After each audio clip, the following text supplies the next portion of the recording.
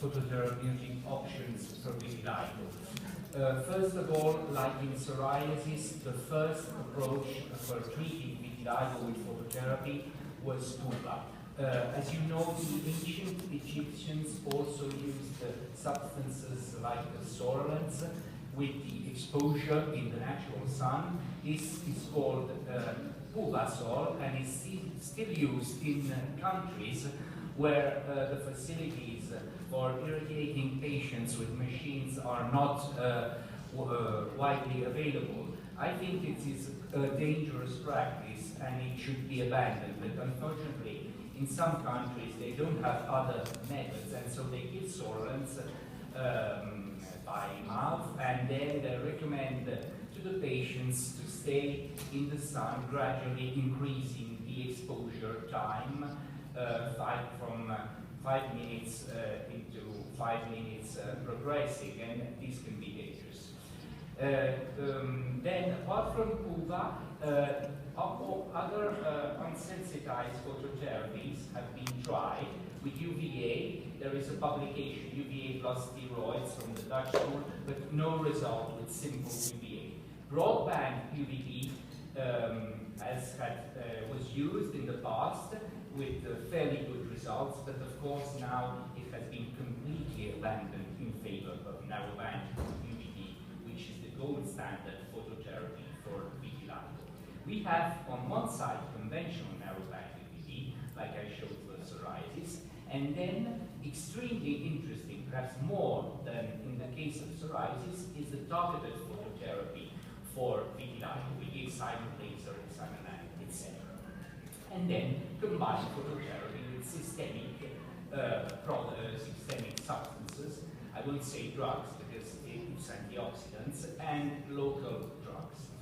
The role of UV radiation in vitiligo treatment, we have, of course, the importance of the immunomodulation, like I showed in psoriasis. It's exactly the same immunomodulatory mechanism, induction of immunosuppression. It helps in vitiligo due to the autoimmune mechanism, and of course melanocyte stimulation, which is very important, stimulation of pigmentogenesis and melanogenesis. I already showed this slide regarding psoriasis, so I'll move on quickly. Treatment of vitiligo with narrowband UVB radiation has been described at first by the Dutch school, by the group of Westerhoff in 1997. This was the most important, the first publication. They compared in a group of patients narrowband UVB and topical puva, and the result was much in favor of puva, with good repigmentation as compared to topical puva. This was the first important publication, and then we have had many and many other publications concerning the narrowband UVB that have confirmed its efficacy. Is it more effective than puva? We have also in this case some publications that have clearly demonstrated the narrowband UVB is more effective than puva. And at the present time, narrowband UVB can be considered as the gold standard for treating vitiligo, extended to more than 20% of the surface, body surface area. This is one of the most important publications by the group of John Hope in London, and it clearly demonstrated that narrowband UVB was more effective. And what was important, that the authors also showed that the color matching in narrowband UVB was better than in puva. So from an aesthetic point of view, it was better for the patients. So now in psoriasis, there may be some reason to continue using puva, like I said before.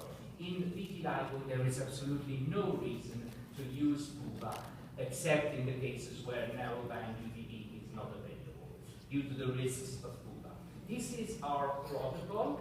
We irradiate twice weekly. The initial dose is 70% of the NB, but in the northern countries where they have lighter skin types, it is better to start with 50% of the NB for the lower skin types. Otherwise, with skin type 3 and 4 in Italy, we start with 70%. These are the dose increments. 40% each treatment to skin type 4 of the previous dose, skin type 3 30%, and skin type 2 10-20% increase. We don't treat actually skin type 1. We don't have many skin types 1 in Italy, very few, and normally skin type 1 does not ask for treatment for vitiligo, and the side effects could be worse than the positive effects. The treatment duration, this is a very debated subject. No one has published guidelines until now. Is not the maximum duration is not known. So empirically, we go on if repigmentation is satisfactory. We go on until 1 year. Then we stop for 6 months, 1 year, and if the result is always very good, the skin type is high, and there are no risk factors, we can administrate phototherapy for another year. But unfortunately, we don't have data on how long it could last, the cycle of phototherapy. Side effects, like we said in psoriasis, are exactly the same. In the case of vitiligo, cumulative exposure to narrowband UVB may be higher, so we have to be very careful because we don't know what are the dose limits. Interestingly, there are some publications that show that vitiliginous skin is less prone to developing non-melanoma skin cancer, and that's very very intriguing, and it's a very strange finding. It may be due to some protective mechanism other than pigmentation, like adaptation due to stratum corneum thickness, etc. The side effects, you know the side effects of narrowband UVB. And here are some clinical pictures of conventional narrowband UVB. The results usually appear after 3 or 4 months, the first results, and then you have a satisfactory pigmentation after 6-7 months, and if it goes on well, we continue from 1 year. In children, it has been described, it's a safe treatment in children. We do this starting from 6 years old, and it is well tolerated. These are the most important publications. On the other hand, we don't have other treatment options in diffuse vitiligo in children. Here you see some results photographed also with light. And then targeted phototherapy, advantages of targeted phototherapy. I've shown this in psoriasis. Devices, we have excimer laser and excimer light, and other non-laser devices. This is the 308 nanometer P of emission, the excimer laser. I move also on this. We have spoken before about the difference between excimer lamp and excimer laser. This is the protocol for treating vitiligo with excimer laser and excimer lamp. The protocol we use. We start at less than the patient's MED. It could be 70% MED like conventional narrowband UVB. We increase gradually to avoid burning. We can increase on the basis of the skin type like we do, like I've shown before for conventional narrowband UVB. The goal is to achieve erythema for 24-48 hours on the lesions. It's very important because if we don't induce slight erythema, there is no repigmentation. Here is the phases of a treatment with the excimer laser. Before, you see the kind, the sort of erythema we want to induce after the treatment, and then starts repigmentation. With the laser, repigmentation starts much earlier than with narrowband conventional UVB, even after 2 or 3 treatments. Here are some results on the face with the excimer laser, very good results in this case.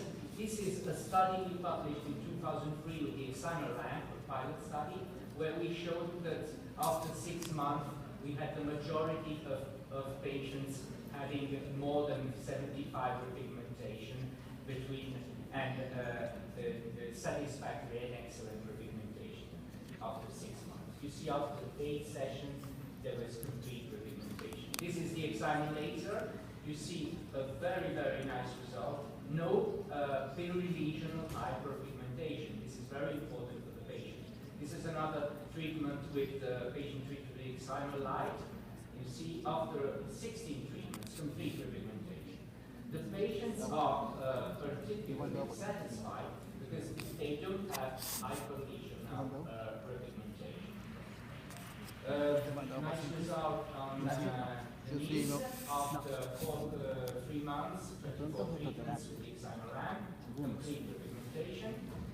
And it has been demonstrated in some publications that excimer laser and excimer lamp are superior to conventional narrowband UVB. Sessions can be performed once, twice, or 3 times a week. We start with twice a week and then we reduce to once a week if repigmentation is satisfactory. And repigmentation rate does not seem to be linked to the total number of sessions and to their frequency. It occurs much earlier than narrowband UVB. This is one of the publications showing that the result with laser is much more rapid and more prominent than with classical narrowband UVB. This is our publication with the French group of Lille, with the half-body, half-side comparison, demonstrating that monochromatic excimer light is superior as compared to narrowband UVB in terms of rapidity and in global score of pigmentation. Here you see on the right side you have monochromatic excimer light, and on the left side conventional narrowband UVB. A last study has been done comparing the laser and the lamp. This study from the authors in Nice, in France, showed that there is no difference in terms of results, no statistical difference between the laser and the monochromatic excimer lamp. The only thing is that the lamp induces slightly more erythema as compared to the laser, but there is no difference in terms of clinical results. I'm sorry for the quality of this slide. This is last publication demonstrating that the use of excimer laser improves patients' quality of life in vitiligo. This is the comparison between laser and lamp. We've seen this in psoriasis. For vitiligo, the laser is better for small lesions, and as in psoriasis, if you have large lesions, the lamp may be better. You can use also the other non-laser devices, as in psoriasis. And a recent paper described also the use of home-based devices. We do that sometimes when the patients come from far away, they cannot come to the clinic, and they can buy or rent an equipment, and they can follow strictly what you say concerning the exposure times, etc., and the results are quite good. What about combining other therapies with phototherapy? We have an enhancement of the results and reduction of the risk. We have tried vitamin D analogs. This is one of our publications with tacalcitol. On the site treated with tacalcitol compared